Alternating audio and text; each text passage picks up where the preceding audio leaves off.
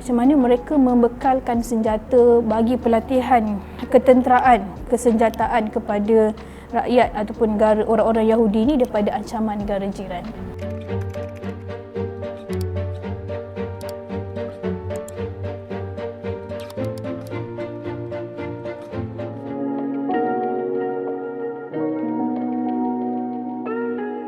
Zionisme ni dia adalah satu fahaman, satu ideologi politik orang-orang bangsa Yahudi.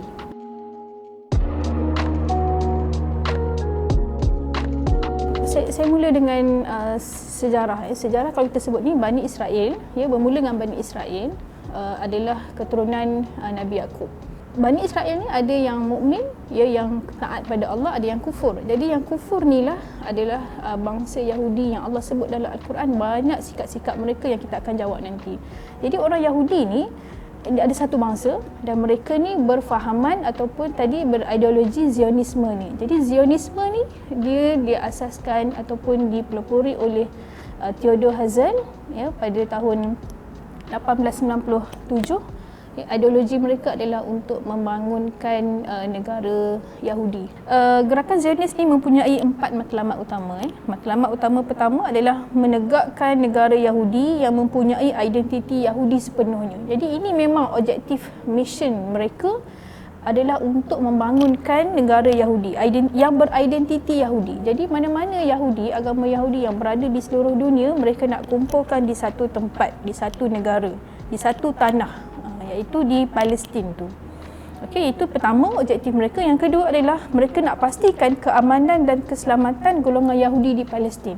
Jadi macam mana matlamat mereka nak make sure orang-orang yang ada Yahudi di Palestin tu terselamat. Sebab tu kita tengok orang Yahudi ataupun yang ada di Palestin, di tanah Tel Aviv sebagainya, mereka ni bukan civilian. Kalau mereka kata Hamas telah membunuh civilian, sebenarnya tak. Sebab orang-orang Yahudi di Palestin tu mereka telah dibekalkan dengan senjata, mereka telah diberi tapak pelindungan sebab nak menjaga keamanan dan keselamatan ni memang objektif mereka.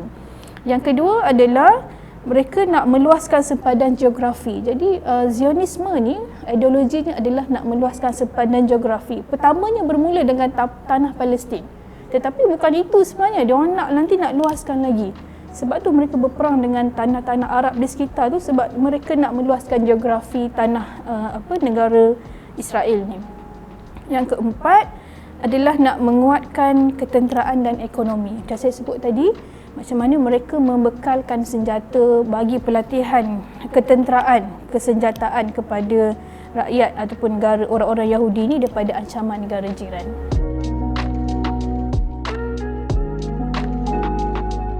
Menurut Al-Quran pertama, mereka ni mudah terjerumus ke dalam kekufuran.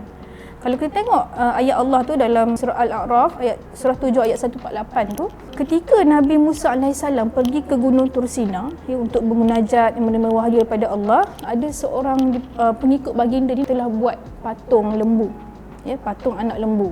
Okey, dia buatlah patung tu boleh bersuara, suara lembu. Akhirnya dia dakwa patung tu adalah Tuhan. Dan betapa bangsa Yahudi ni sangat mudah kufur kepada Allah. Walhal Allah dah tolong dah sebelum ni. Nanti tengok macam mana mereka ni telah dibantu oleh Allah untuk menyeberang laut tu kan, yang selepas dikejar oleh Fir'aun, and then Allah selamatkan mereka. Dah selamat dah, tapi kufur, mudah sangat kufur. Sembah pula anak lembu, patung tu tadi. Itu yang pertamalah. Yang kedua, angkuh dan sombong terhadap perintah Nabi Musa supaya bertaubat kepada Allah. Jadi ketika mana mereka kufur pada Allah tadi tu, sembah Samiri tadi, jadi sembah anak-anak patung anak lembu tadi, Nabi Musa suruh kumpulkan 70 orang untuk istighfar, mohon ampun pada Allah. Dia orang tak nak, mensyirikkan tu, enggan beriman, enggan bertaubat. Sehinggalah Allah azab mereka, mereka mati di sambar peti. Itu sikap kedua. Sikap ketiga, orang Yahudi yang disebut dalam Al-Quran ni tak bersyukur dengan nikmat kurniaan Allah. Ketika mana mereka, ini dalam surah Al-Baqarah 2 ayat 61, disebabkan mereka telah disesatkan oleh Allah selama 40 tahun sebab kekufuran tadi. Dahlah sembah patung anak sapi, anak lembu, and then Nabi Musa suruh bertaubat, tak nak. Kemudiannya lagi Allah azab mereka sehingga sesat dia 40 tahun disebabkan keengganan mereka masuk dan berjihad di bumi Palestin. Ketika mana Allah suruh mereka ni bantu Nabi Musa berjihad di Palestin, tak nak, enggan nak bantu agama Allah. Jadi disebabkan ketiadaan makanan, kaum ni telah meminta Nabi Musa, mintalah pada Tuhan kamu, mintalah makanan. Sebab itulah dia ada ayat tu kan, mintalah kepada kami makanan, turun makanan, kami dah jemu. Allah dah bagi dah burung, air madu kepada Bani Israel. Kemudian dia orang minta benda lain pula, kami jemu nak makanan lain lagi. Tapi tu Allah turunkan lagi makanan-makanan seterusnya, manna wasalwa, tapi mereka orang yang tak bersyukur. Okey, itu yang ketiga. Yang keempat, membunuh para nabi yang diutuskan kepada mereka. Ini dalam surah Al-Baqarah ayat 61. Orang-orang Yahudi telah membunuh 300 orang nabi dalam tempoh sehari. Nabi Zakaria alaihissalam, anaknya Nabi Yahya alaihissalam, semuanya antara orang yang dibunuh, nabi yang dibunuh oleh orang-orang Yahudi. Sebab apa? Sebab enggan tunduk kepada permintaan pemimpin mereka. Jadi kita tengok zaman Nabi Rasulullah SAW, Nabi Muhammad pun yang mensihir Nabi, yang hantar makanan pada Nabi beracun, itu orang Yahudi. Jadi sedangkan Nabi saja mereka sanggup bunuh, apatah lagi masyarakat biasa, orang-orang biasa ni. Itu. Dan banyak lagi sebenarnya berdolak dalih dalam membuat perintah Allah, ingkar janji. Lepas tu kan Allah suruh mereka beriman kepada kitab Taurat. Orang Yahudi ni adalah orang yang suka memutablikkan kebenaran. Dia tukar kitab Taurat tu and then buat kitab Talmud. Itulah yang membuatkan mereka jadi zalim hari ni. Satu lagi diorang ni ingat tak kisah hari Sabtu? Itu orang Yahudi. Orang Yahudi ni Allah kata hari Sabtu jangan pergi bekerja. Hari Sabtu beribadah. Tapi diorang ni liciknya, Allah jadikan hari Sabtu tu ikan mula timbul. Sebab diorang ni penduduk Ailah ni bekerja sebagai nelayan. Bila nelayan ni Allah nak uji dia, hari Sabtu tu lah yang banyak ikan datang, banyak ikan timbul. Jadi orang Yahudi ni dia licik, dia pasang jala siap-siap malam Jumaat. Nak tipu Allah lah ni ceritanya. Okey, pasang jala siap-siap malam tu sebab dia tahu besok tu memang banyak ikan timbul. And then lama-lama tengok elok je, dah hari Sabtu pun dia orang langgar. Itu orang Yahudi, suka melanggar perjanjian, suka melanggar perintah Allah.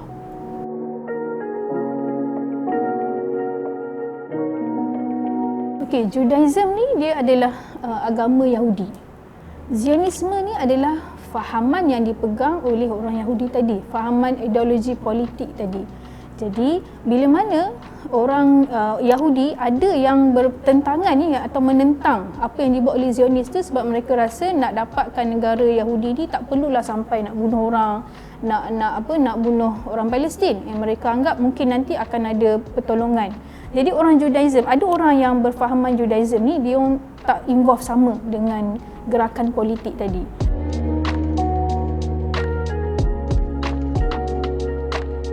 Hari Nakba ni adalah berlaku pada 15 Mei ataupun 14 Mei malam 1948, di mana mereka telah hari yang disebut kalau dua tadi tu, kalau menurut orang Islam itu adalah hari kehancuran ataupun hari penderitaan.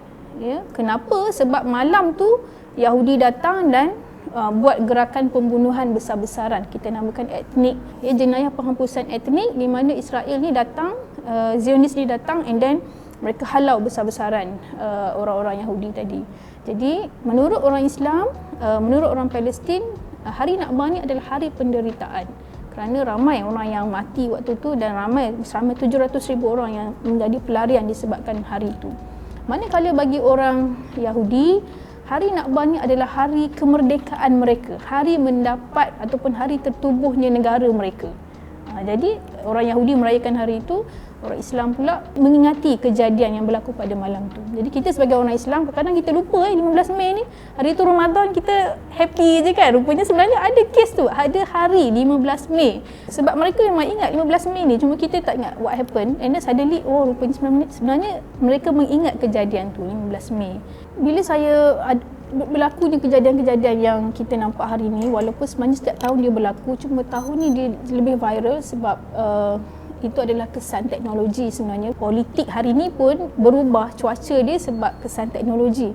Jadi sama juga apa yang berlaku hari ni. Jadi bila kita semua semakin aware, semakin berkesedaran tentang isu Hari Nakba, tentang kekejaman dan sebagainya, baru kita tahu yang bahawa sebenarnya bila rupanya Allah dah sebut banyak dalam Al-Quran tentang sifat-sifat Yahudi ni. Cuma kita tak berapalah concern, ingatkan alah itu kan orang dulu. Ada lagi ke? Bila kita tengok sikap-sikap mereka hari ni, buat gencatan senjata and then langgar balik and then kejam, membunuh orang. Sebenarnya Allah dah sebut dalam Al-Quran memang mereka ni membunuh para nabi dan sebagainya. Jadi apa yang saya baru terfikir, bukanlah saya baru terfikir, saya tersedar betul yang sebenarnya apa yang Allah sebut dalam Al-Quran, peperangan orang Yahudi, sikap buruk orang Yahudi ni, kita semua sebagai seorang Muslim nak kena aware lagi lah. Nak kena aware. Allah dah sebut dalam Al-Quran, jangan sampai kita tak aware, tak sedar dan kita menjadi pengikut-pengikut ataupun kita bersetuju dengan mereka. Allahuakbar. Jika anda rasa perkongsian ini bermanfaat, sila like, komen, share dan subscribe di channel YouTube My Fund Action. Assalamualaikum warahmatullahi wabarakatuh.